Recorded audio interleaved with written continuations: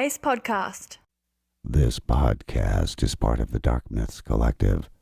Visit darkmyths.org to discover more shows like this one. The darkness awaits. Hey guys, just a quick note here before we start the show. We've had a lot of people recently asking what's a good way to support the podcast. We so appreciate this enthusiasm from our listeners to do whatever they can to help us out, and we understand that we're in a pretty unique situation. For anyone who doesn't know, the vast majority, around 80 to 90% of podcast downloads usually comes from iTunes.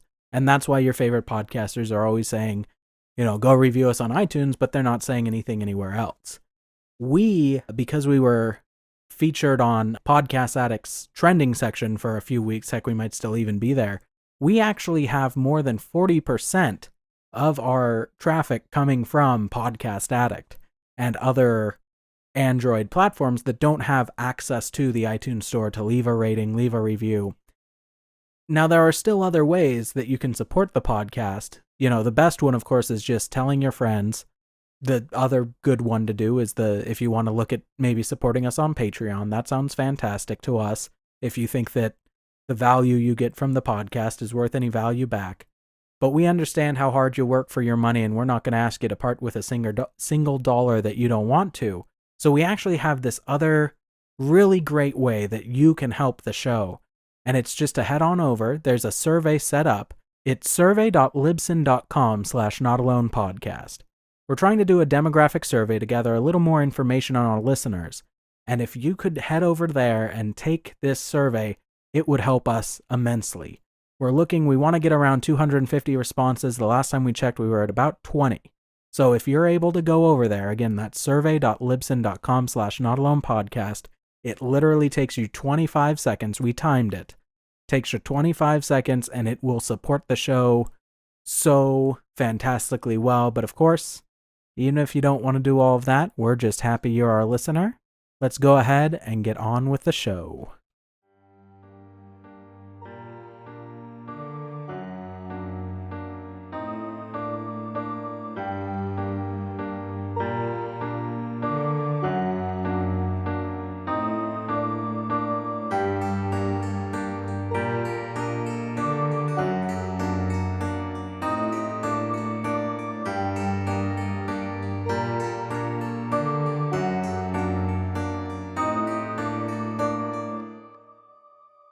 Hello and welcome to the Not Alone podcast. I'm Sam Fredrickson. And I'm Jason Moitoso. And today we are talking about probably one of my absolute favorite pieces of mythology and folklore. One of the things that has interested me ever since I was a very young child.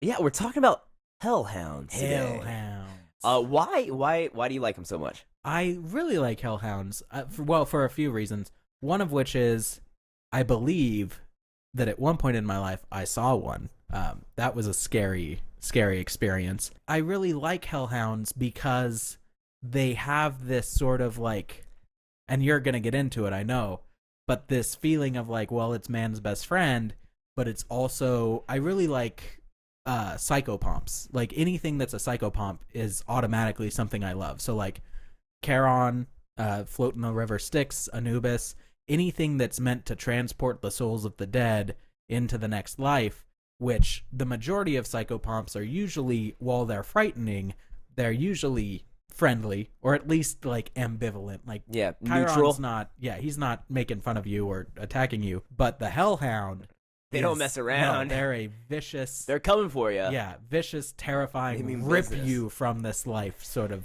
deal. Yeah, and I think they're fascinating. Is it anything like wolf people? Is the same kind of ancestral connection? I do. Kind of a thing as well. As I was doing the research for this, I really realized how deeply stories of canine beings affect me, and how that's my trigger.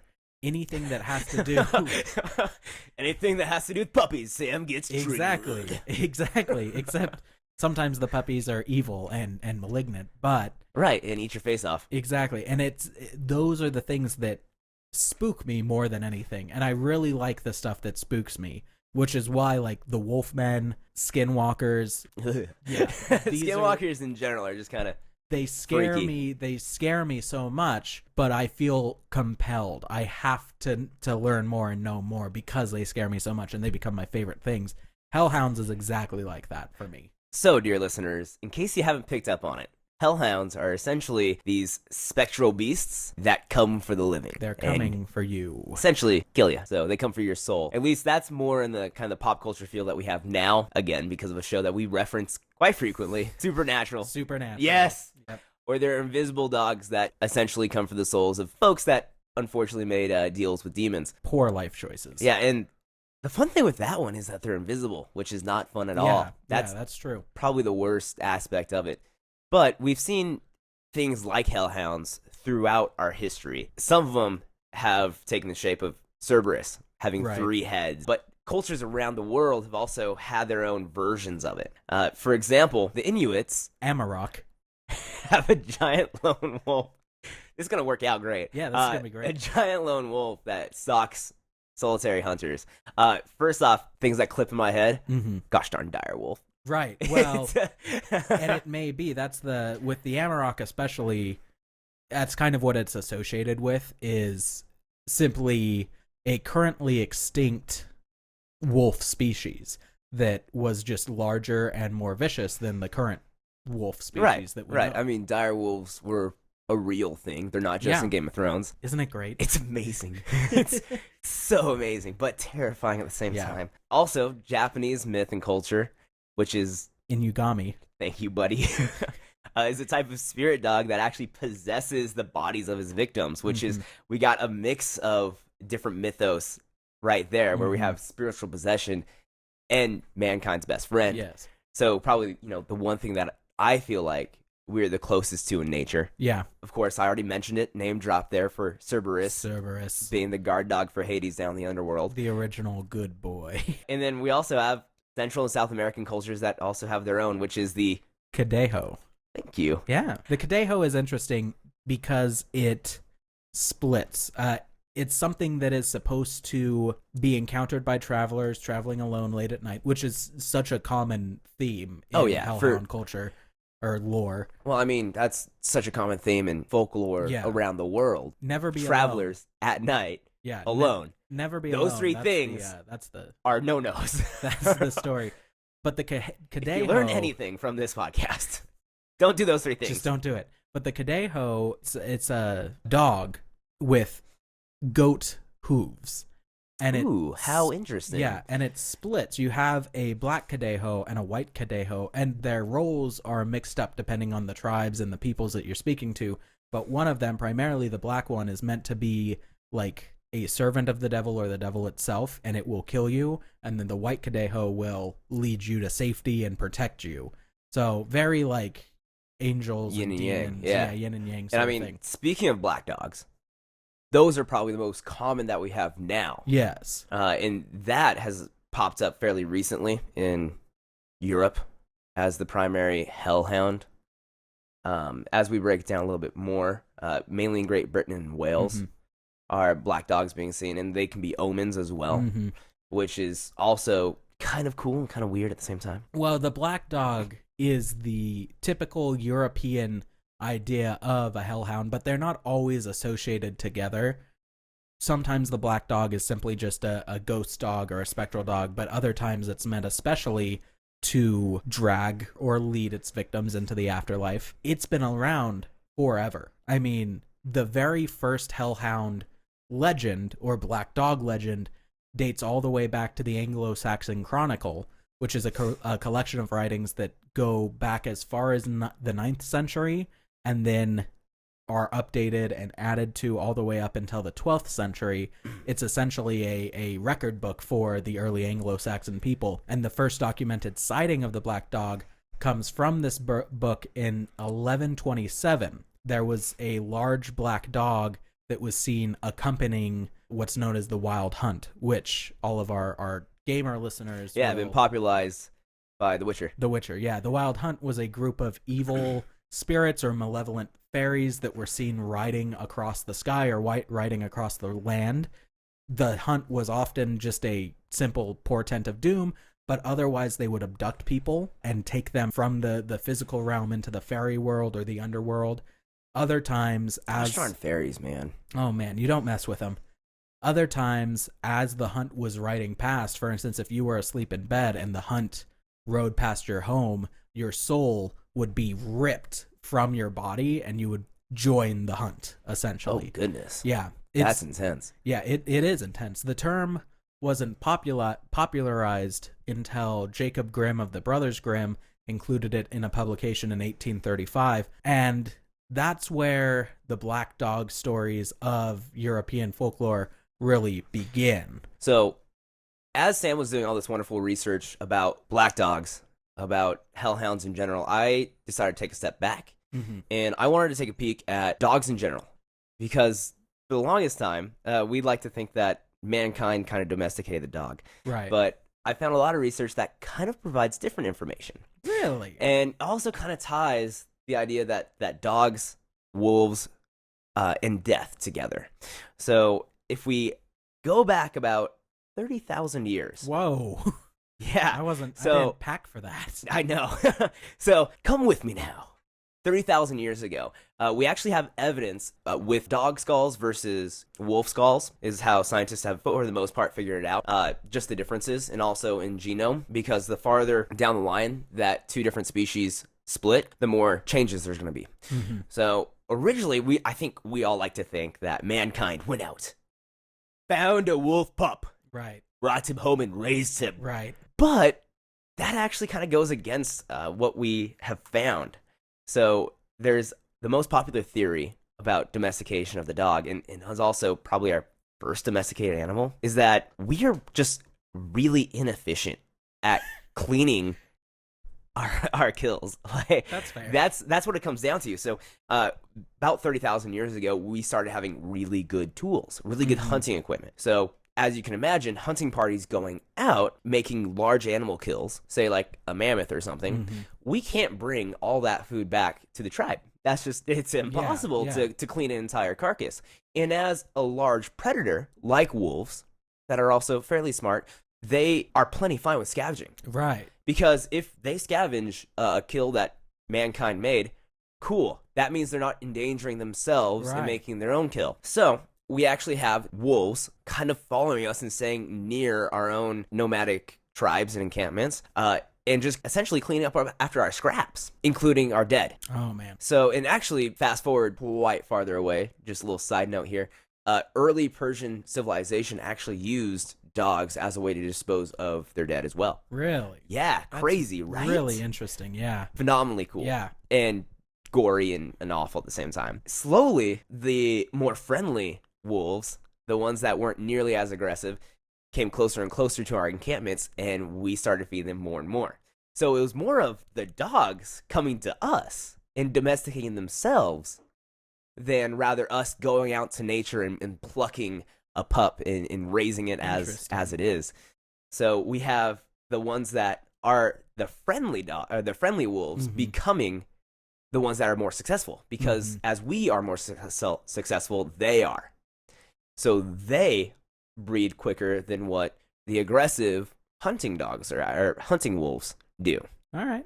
So slowly, over time, the progression becomes more and more and more, and eventually they become a part of our society. But for a long time, and we've already touched on it, dire wolves were a thing. Right. For a very long time, we were not the apex predator. No. Wolves were absolutely associated with death for us for most of our history. So that also shows us the predation that we experienced ancestrally to the eventual domestication of man's best friend. So we get this kind of weird collaboration of death and friendship, and it absolutely ties our ancestral tree together. Yeah. Also, fun fact, apparently we domesticated the dog twice. Oh, really? Yeah. What does that even mean? So I'm going to break it down for you. Okay. Break it down. There's a species of European wolf that was domesticated earlier before the Asian wolves were. Now, I'm saying this because all dogs today are descendants of Asian wolves. There was a European wolf that we had domesticated independently and actually before the Asian wolf. But those species eventually died out because the Asian wolves became more popular later on. Okay. I guess they're just better genetics for domestication. Okay. Yeah, so us and wolves and domestication, it's all crazy. Yeah. And it's really cool You should to kind of look into. You should write a book on that. That would be a fascinating book. I'm sure there are other books. I should just do like a 7-minute YouTube channel. There you go. That's really what it should be. But yeah, and I think that plays a huge role of where the idea of hellhounds came from. And with that kind of pickup in ancient times, in ancient folklore of these hellhounds, it again kind of comes back around to inspire what we have today and the ideas and stuff. Dang. You did your homework. That was dude. impressive. I like dogs. Yeah, no, I think one of cats suck. Hey, now, don't be mean. I'm sorry. Cats are okay. Smilodon is super cool. I will absolutely side with Smilodon over a dire wolf any day.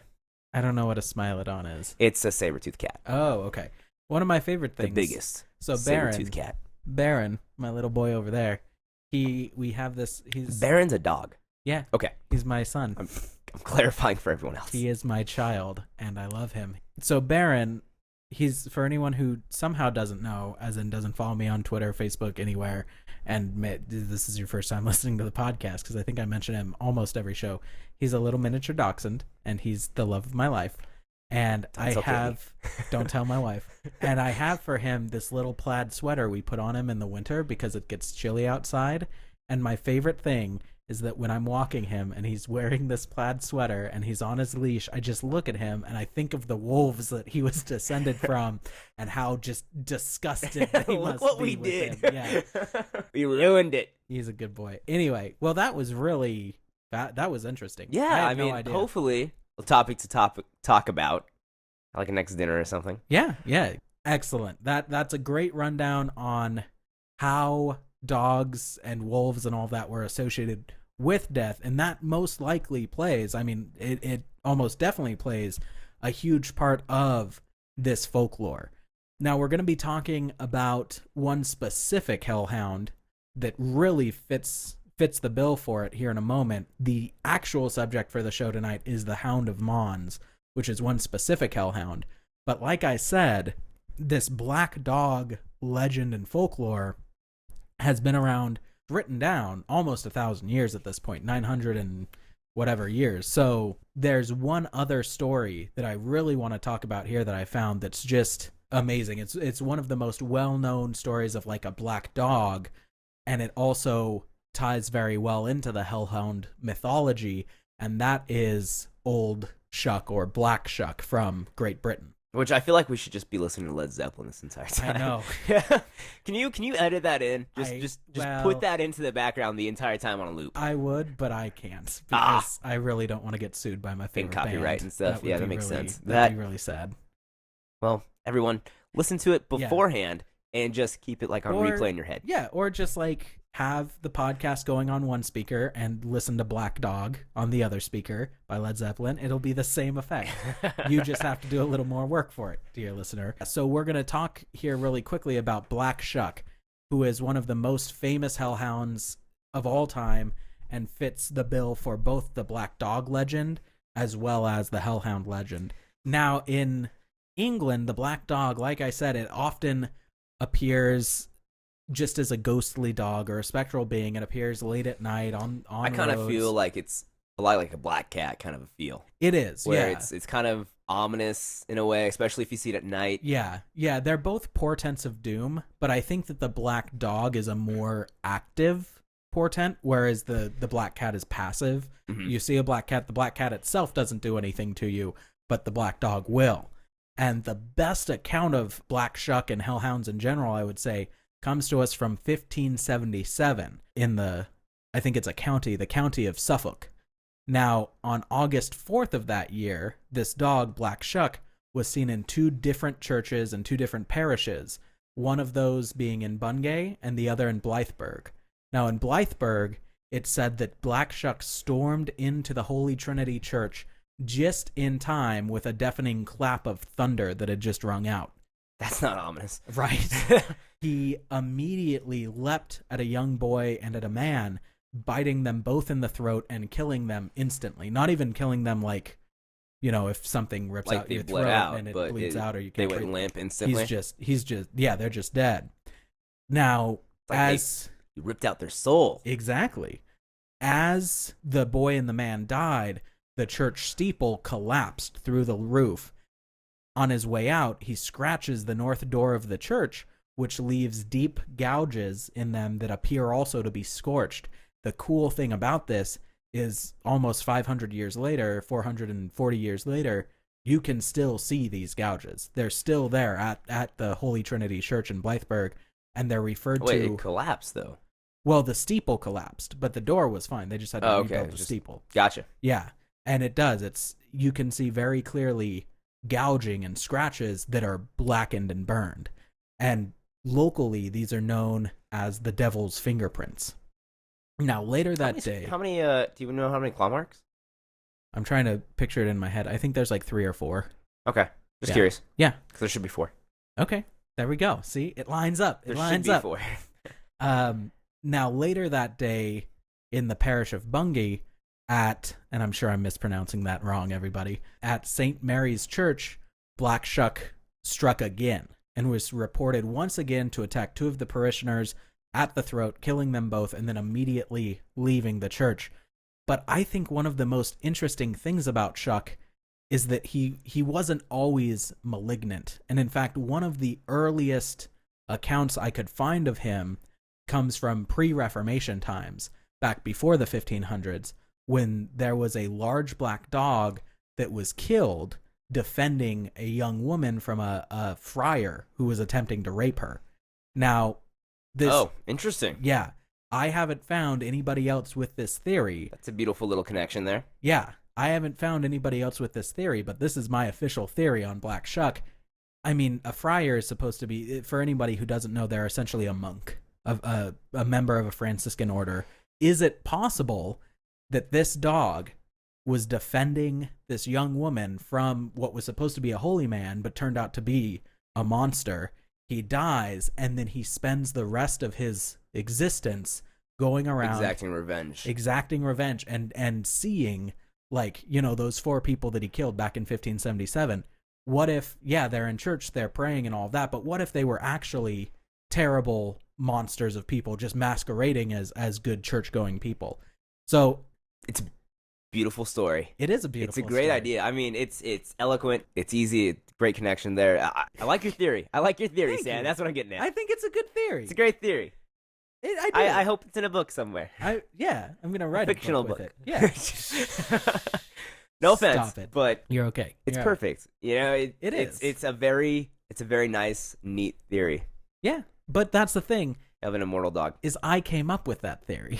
Like, that wasn't like a big widespread theory about it. Or I'm sure somebody else has come up with that theory. And the dog, like I said, was killed. So it wouldn't be that the dog is immortal. It would be that it's a spiritual being going around extracting revenge. But in any case, Black Shuck and other spectral black dogs have been around since time immemorial. But there's one specific hound that we want to talk to you about today. Like I said, the Hound of Mons, who stalked the no man's land of World War I. Now, today's story comes from a particularly bloody battle near the beginning of World War I, the Battle of Mons. Now, this was an engagement between the British and German forces that took place in the small Belgian village of Mons. It was taken by the Germans early on in the war, and the British were essentially attempting to reclaim the village. As those of us who paid attention in history class will know, World War I mean, it changed war. It was a whole new world. One of the major things that made it a whole new battlefield was the battlefield itself, trench warfare, in which both sides, they dig the trench, live in the trench, fire from the trench, defend in the trench. You've got, on both sides, giant machine guns just spraying bullets. You've got artillery. You have also in World War I really the advent of chemical weapons. Yeah, which sucks. terrible, like terrible. And there's a great episode by a fellow named Jake Barton. It's his second most recent episode. His podcast is Historium. It talks about the man who really brought chemical weapons to the forefront, and it's amazing. So check that out if you want to know exactly how terrible they are. Yeah, war crimes, baby. Yeah. Gotta love them. But this trench warfare mindset introduced an entirely new designation on the battlefield, and that is no man's land. This was the land between trenches, which was constantly under watch of snipers, machine gunners, artillery specialists. Usually it also had mines in it. Raiders everywhere. Yeah. Yeah. It was, and it's called no man's land because no man would go there, because if you're there, you're dead. That's about you're it. not making it very far. And that is what brought trench warfare to be, gains of inches instead of, gains of miles. And it was just a slow, agonizing experience. That in most of the trenches were just filled with water and waste. Mm-hmm. So we had issues like trench foot, which is literally just like your foot rotting away. Yeah. And that was extremely common on both sides. It's absolutely horrible. Brutal to think about. And I mean, it was a truly brutal and terrible way of fighting a war, and a terrible way to die. And if there was a place where I would say a modern day hellhound was roaming, most likely to hang out, carrying souls to the afterlife, it would be no man's land. Yeah, and I mean, trenches. And that's the I guess the setting of today's story. Now, the story of the Hound of Mons comes from, we only have one verifiable source, and that is a Canadian war veteran by the name of F.J. Newhouse. He was enlisted with the London Fusiliers during this time period. Now, at one point, he says that a patrol of 5 men, one Captain Yeskis and his subordinates, were ordered to patrol no man's land, looking into the possible advancements of the Allied troops, which that is pretty much the only time anyone would go into no man's land, is trying to see, okay, how can we get forward? How can we get those inches, get those feet? And then sniper. Yeah, well, yeah. Usually. And that's the thing, is that, of course, his patrol did not return. And this was unfortunately normal in those times. But the abnormalities began when just days later, the bodies of the missing patrol were found, and their throats had been ripped out. And there were chunks of flesh missing from the corpses.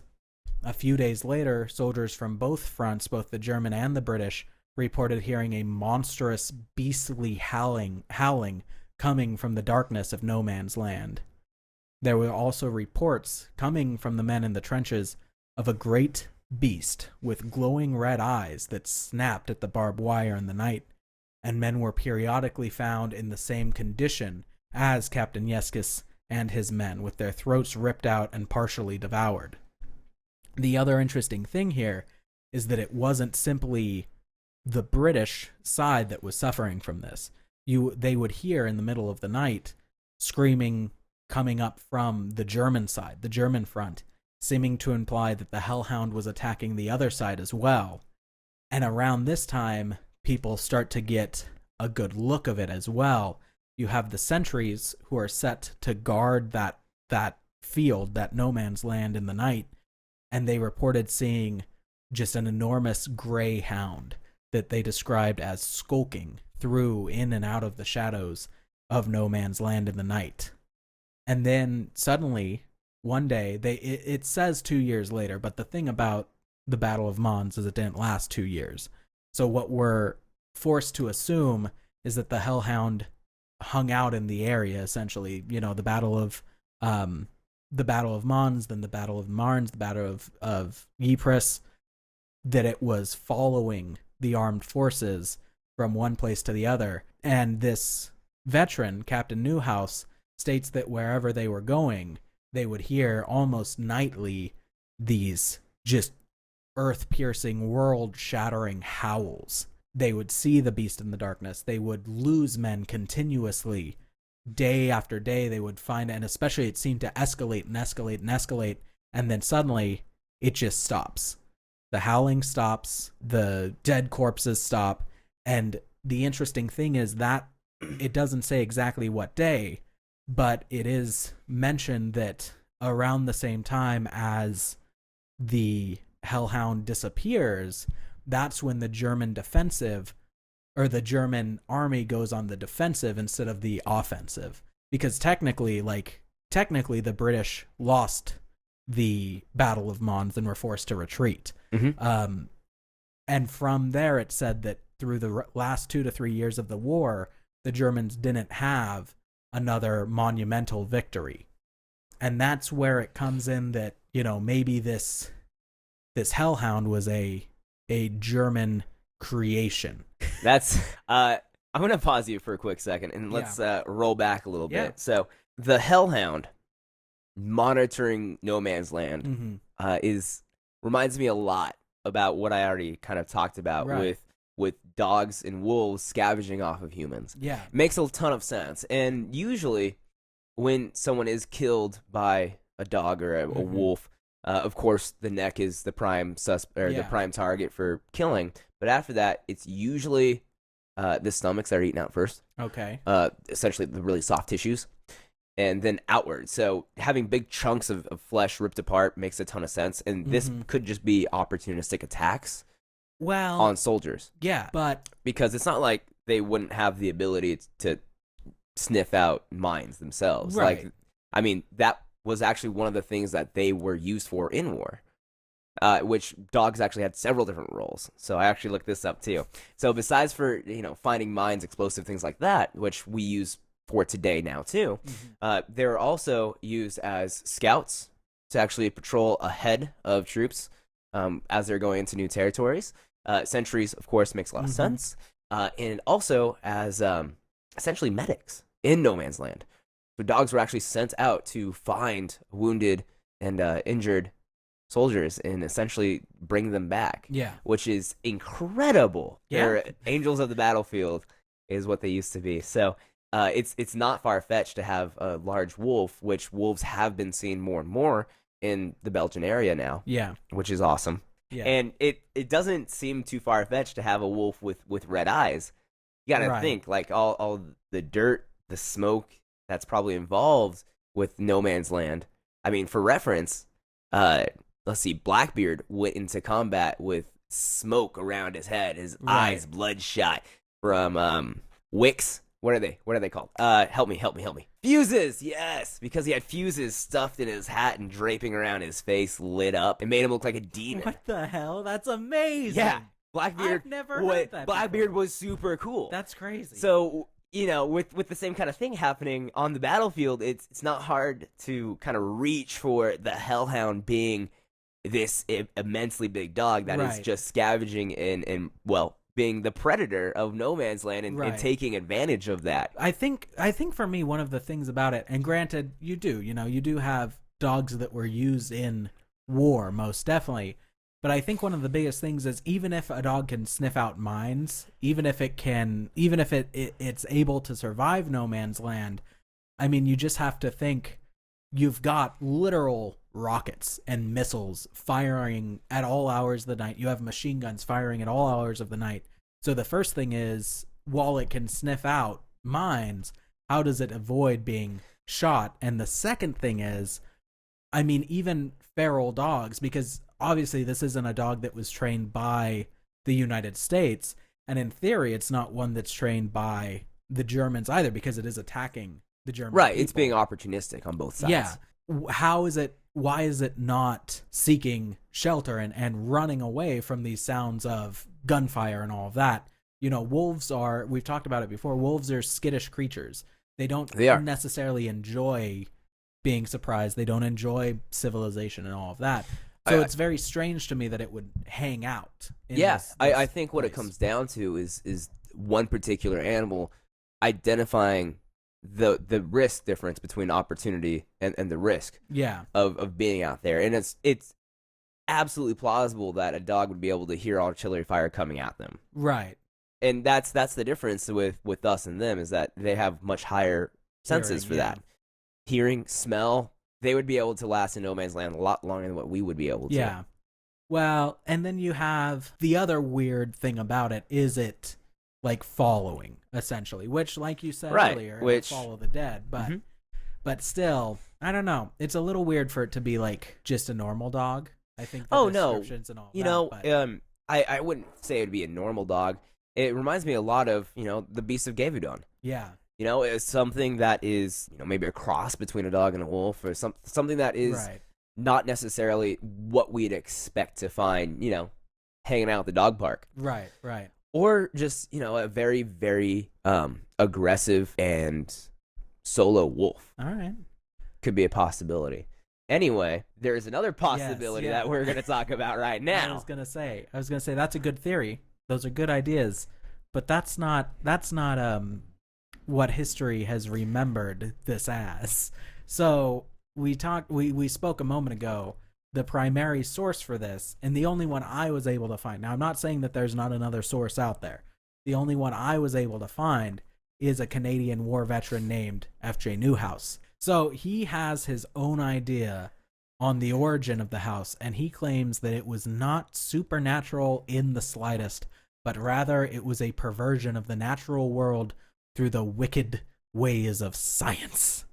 Now, his explanation of the beast is as involved and narrativistic as the actual beast itself. So, Newhouse claims this was not a hellhound. He says it wasn't something sent by the devil. He says it wasn't something come from the afterlife, but rather that it came out of the heart and mind of a true evil scientist. And this was his experiment gone right. Now, he paints the picture of a man named Dr. Gottlieb Hockmuller. That's a mouthful. Thank goodness you read it. I got you. Supposedly, this doctor was recently killed in a series of riots that occurred in Berlin known as the Spartacus Uprising. Now, upon his death, secret papers were discovered that explained the exact origin of the Hound of Mons. Oh, of course they were. And Newhouse actually states in a article, I think it was he states originally in like the newspaper back in I want to say it was 1919 when this broke, but then again it's quoted in an article from Fortean Times. He basically says like, this man has been revealed to Europe as the monster that he was through these secret papers that Newhouse supposedly had possession of, but unfortunately never made it to the light of day.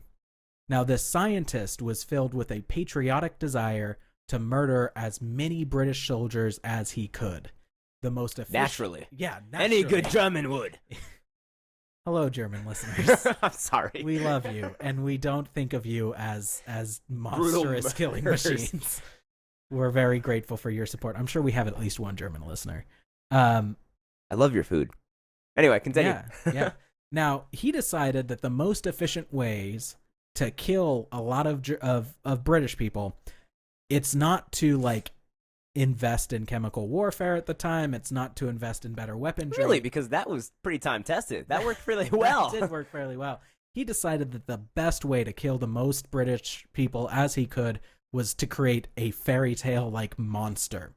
So he spends months attempting to create some sort of Ubermensch beast to do the bidding of the German army, but every single one of them fails. And he scours. He has finally his idea, his Mona Lisa of destruction. Ooh.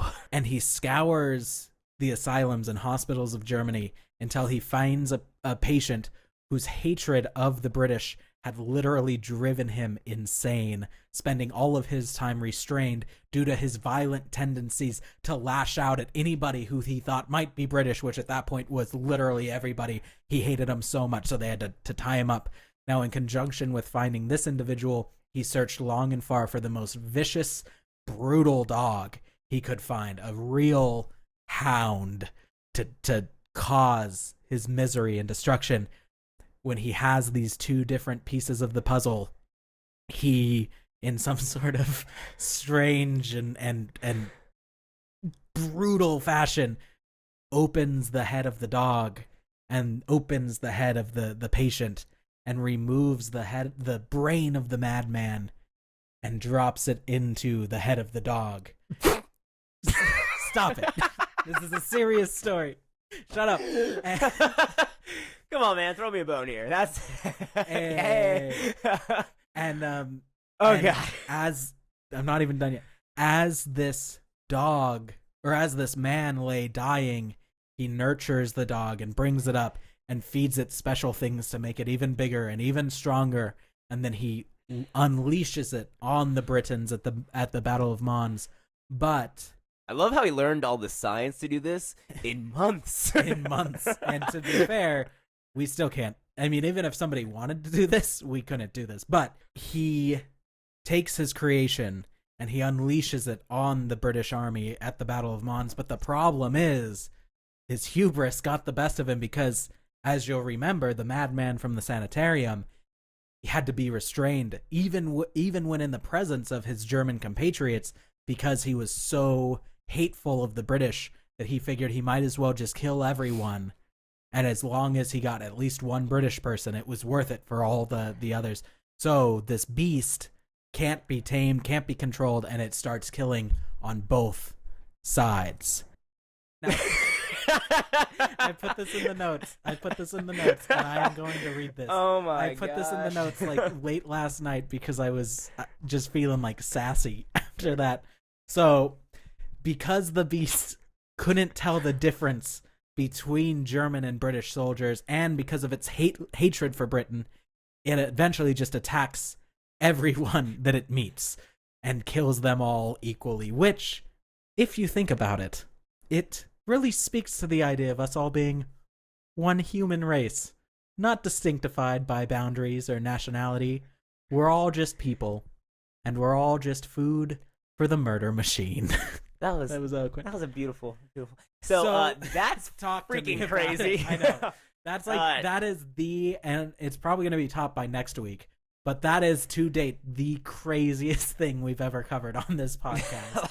And I mean, we've talked about aliens. Yeah, we've stuff. talked about a lot of stuff. Portals for Bigfoot. Yeah. We've talked about a lot of stuff. So there's so much wrong with that. It's like watching Prometheus. Right. And all the wrong science involved with that as well. I've It's still the never same. seen Prometheus. Just I want to though. Don't. Instead, watch like I forgot who it is, but the YouTube channel that does everything wrong with blank movies. Just watch one of those, and you'll see all the horrible science involved, which is what this story truly is. I mean, it's so far fetched that it's stop it. It's horrible. Yeah, I mean, it is so horrible. It's not. It like we said, it's not something that can happen in modern day medicine. We mentioned the first head to body transplant is supposed to happen this year, but you couldn't even now you could not take a brain alone and put it in a human body, much less if it's a human to human brain. I mean, if it's a human brain to a dog brain, that dog is going to be messed up. It's going to have anxiety. No, we don't want to do that. It's not going to survive, Sam. No, it's not going to have anxiety. It's not going to be alive. If it did survive, it would have a lot of anxiety. Well, the human brain is not set up to control a dog's body. Because I was thinking about it, and technically, I mean, maybe this just makes sense to everybody else, but it didn't to me. I was thinking about this. If we did do a brain-to-brain transplant, like, let's say we took your brain and put it in my body for some reason, like, I would be you. I would have your mannerisms and your vocabulary and your tendencies. Like, it would be you in my body, which is very strange. And if you thought about taking a human brain and putting it in a dog's body, even if this guy is stark raving mad, he's going to be like, wait a second, I'm a dog now? What happened here? I was like, I'm going to help everyone's leg. You know, the other thing just enjoy it. The other thing that I really like about this, the explanation of this story, is that it doesn't necessarily tell us what kind of dog, but we can infer that it is a primarily British dog now, or a German dog. Now, some people may go with the easy option, like a German Shepherd. Sure, big dogs, very, very brutal, and great at, well, they're not brutal, they're fantastic, but they're great at defending and all of that. But you know what else is another famous German type of dog? Schnauzer? The Dachshund. Oh, It's Barun all It's all along. Barun all along. Dun, So dun, dun. I'm just, because I was reading this, and even though it's obviously crazy, I get super freaked out reading about hellhounds and things in the middle of the night. And so I just had to take, and I just imagined my dog going out and just attacking people and running around and being a hellhound, and it was adorable. See, I love how you imagine him like that, and I imagine him as like the Red Baron flying around in a teeny tiny biplane. Right, there you go. That's how I see him. Would be really good. Anyway, well, but we did. I mean, we apart from that insanity, that was lovely. That was lovely, wasn't it?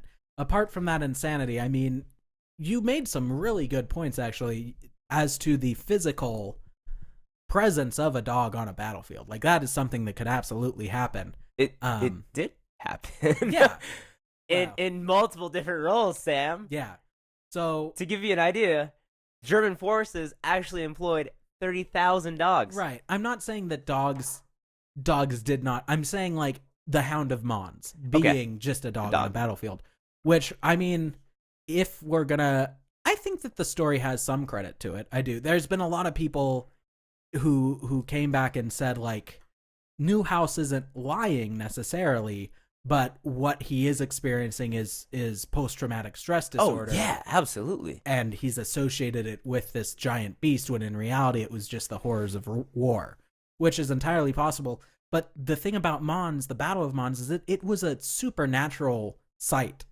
There was also, we didn't really mention it at all here, but there was a certain point during the battle, like I said, the British actually did lose the battle, but they held it quite well. They were outnumbered, I think, 4-1, and they killed 4 times as many German soldiers as British soldiers. There was a point in the battle where some soldiers described seeing bowmen in the clouds. The clouds opened and they saw basically angels with bows firing down at the Germans. And it got to the point where this story, the Bowmen of Mons, it got to the point where this story was a part of the national identity. And to question it was basically, like, not actually, but pretty close to treason. When you're saying, like, well, maybe these people weren't defended by angels. And they're like, well, they were. So Mons itself was a very, very supernaturally charged event anyway. It doesn't. I mean, while I totally agree with your interpretation that there could just be a dog, and that probably is Occam's razor, the most likely thing, other than I try to make nothing. The least amount of assumptions. Right. And I try to make the most amount of assumptions. I know. And that's what works here. I think that, like I said, I have never heard of a better environment for a hellhound than No Man's Land. It's poetic. Beautiful. In its own way. Yeah. Absolutely. Yeah. I agree with that. 110%. All right. So you think it was actually a supernatural beast? I'm going to say yeah. You're leaning towards it? Okay. If it happened, if it wasn't simply a tragic case of post-traumatic stress disorder on Newhouse's part, if there's truth to the story in its current form, I would say yeah. I'd say it's a hellhound. I'm going to say it. Yeah. Yeah. So for me, and I touched on this before we actually started the show, I think it could literally be just like a crossbreed of a wolf and like a Belgian shepherd, which for our listeners, if you haven't seen one, and if you're not a big dog buff, they're absolutely gorgeous. Very wolf-like, long, shaggy hair, like a German shepherd, a little bit longer than that though, and typically straight black with brown eyes. So I truly think it might have been a very advantageous dog, or again, like a hybrid, maybe. That is literally the Blackbeard of Mons. I mean, that's fine. I had no idea what you had said about Blackbeard. I So think I had seen freaking cool, now right? that I think of it, I've seen a picture of that, but I had no idea. That is amazing. All right. Yeah, dude. I'm gonna rack it up to advantageous dogs. All right. I think that's fair too. In any case, it's creepy. It's weird. Oh yeah, Like, super creepy. Whether it's a hellhound or whether it was just a dog just preying on soldiers, it's still terrifying. And I hope everyone can sleep well tonight. I think this was a really cool story. Yeah. I think we've learned a lot on both sides here today. Anything else that we need to talk about today with Mons? I can't think of anything, man. I think we did it. All right. We did it. Sweet. The Let's Hound of Mons. let's dig into the next step here. Yep. What else are we talking about today, Sam? So we have, well, like always, we wanna give a shout out to anybody who left us a review. So I'm gonna do that now. Also, by the way, Jason, I'm gonna tell you this. I don't think you know. We have been. I don't know anything, Sam. That's okay, Jon Snow. You don't tell me anything. I learned from Facebook like the rest of the world. If you asked, you would know more. We've been on the top 200 for society and culture for like the last 24 hours, maybe even a little longer. Yes. So we like got as high 200 or 99? We got as high as 166, I think. Sweet. Yeah, and then now we're sitting at like 86. I'm sure that by the time the show comes out, we'll be off again, and that's fine. Like 186 or 86. Right now we're at 186. Okay. Yeah. Yeah. Jason almost had a freaking heart attack. Okay. But really quick, let's go ahead. I'm going to shout out the people who left us reviews. So let me just get there really quick. All right. So we have DL Considine. Thank you, DL Considine. And we have Sample MM. Thank you both for your great reviews. I'm going to read DL's because it is another cool thing that I wanted to mention, even though it's really not like that important, but it's probably the coolest thing that ever happened in my life. So he says, they say, I don't want to assume anyone's gender here. They say, I heard about this podcast. No, they titled it Best Hour Spent Listening to Spooky Things, which I think is fair. I think that's a good compliment. He says, I heard about this podcast from Astonishing Legends, and they were spot on. This is a great, funny, and informative podcast. While I have only listened to one episode so far, The Chupacabra, I am Yes! Yes! This, Check out the Sea Monsters. there we It gets go. better. Jason Special Part 2. This is now one of my top podcasts to listen to, and I look forward to more. Thank you so much. I chose that review for two reasons. The first is it's really nice, and I like it a lot. The second is that he says, I heard about this podcast from Astonishing Legends. I was listening. Your heroes. My Your heroes, the Podfathers. I was listening to their newest episode, and at one point, they don't like give us a shout out or anything, but at one point, they're talking about, Forrest is talking about like a conversation on Twitter that he was having, and he says like, there was a few of us on Twitter having a conversation, members of our research core and the Not Alone podcast, and I died. I like passed out. I was like, what? So that was really cool. That was like the cool thing of the week for me. So thank you so much for your reviews, guys. And then we actually got a few new patrons this month as well. As for our new patrons, we have Enma Wagster. Yay, Enma! We have Teresa Moitoso. Yeah, Mom! There we go. And Dad. I know Dad's a part of that too. There we go. We have David Crabtree. Yeah, David. And we have... loud. You're okay. We have Nicole White. Yay, Nicole! And Nicole is actually my cousin. So she, yeah, that's cool. Hi, cuz. Sup. So, guys, if you want to support the show, the Patreon is a good way to do it. The leaving reviews is a good way to do it. Leaving reviews allows us to get better recommended by other people. It allows us to, in theory, show up better in like the search algorithms, the top 200 charts and things like that. Yeah, and of course, this feedback is great for us. Yeah, that's 110%. We have taken every single review that we've gotten so far, and we have used it to help give you more of what you like. So if you like what we do, leave a review. But we also know some people prefer to do a little more than that. If that's the case, we do have our Patreon set up. It's patreon.com/notalonepodcast. You can go donate $1, $3, or $5 a month, whatever the show's worth to you. You get bonus episodes and extended editions of the shows and little debriefs. We've tried our best to make it, valuable to anybody. We also just set up a Discord server where if you pledge $3 or more a month, you can actually now suggest topics for the shows, the bonus episodes, as well as some of these that we're getting are really good. And we're going to probably make them into real. So, Sam, how do our listeners become a part of that Discord server? You would sign up for a $3 or above level. and then I will email you an invitation code. Essentially, you download the Discord app, you click the link in the code, and it'll take you right in. Okay, So, cool. Yeah, it's pretty straightforward.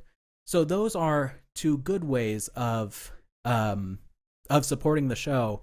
Really, I mean, your best way to support the show, though, is just to listen. Just download it. Especially tell your friends. We have had, Jason, I don't think I've told you about any of this. I've had multiple people since our local legend special come out. Dude, you leave me in the dark about everything, don't you? Well, it's because I'm living a full and rich life over here, and I've got a lot of things going on, and I don't always remember to text you. That's fair. I'm sorry. Well, it's okay. I've had at least 2 people, since the local legends episode came out. One of them was Mark. Mark was telling me he was at a party, and somebody was talking to him and saying, or talking to somebody else and said, "Oh, I just found this great local podcast called Not Alone." And I was like, "Mark, you're lying to me." And he's like, "No, dude." And then another one, my sister-in-law's fiance's sister, follow that. Okay.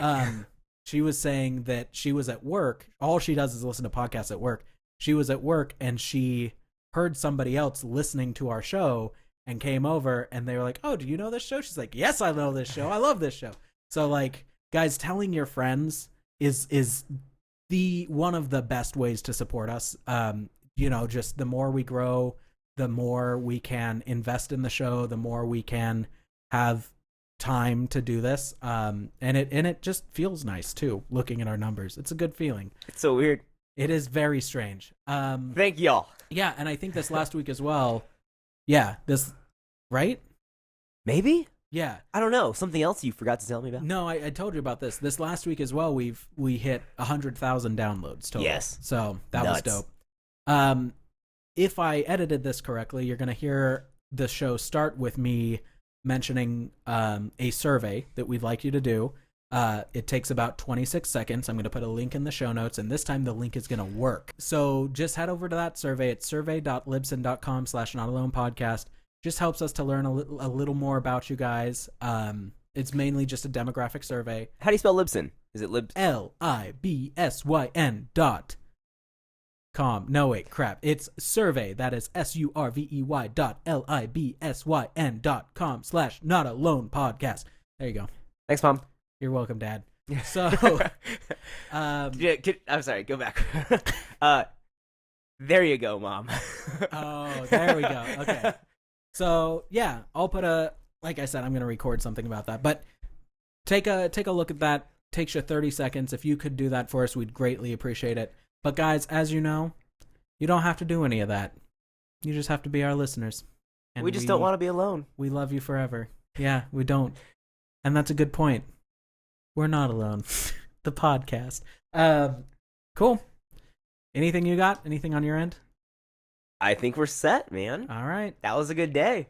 This has some great stories and some more crazy information about our ancestry. Yeah, there we go. So, did I say it last week? You did say it last week. I remember because I wanted to say it last week. That's right. Because it was the local legend show, but you did. Yep. So remember, whether in the dark, prehistoric night, watching a pair of eyes watch you from the darkness, or in the trenches of World War I, huddled together in fear of the beast lurking in no man's land, we are not alone.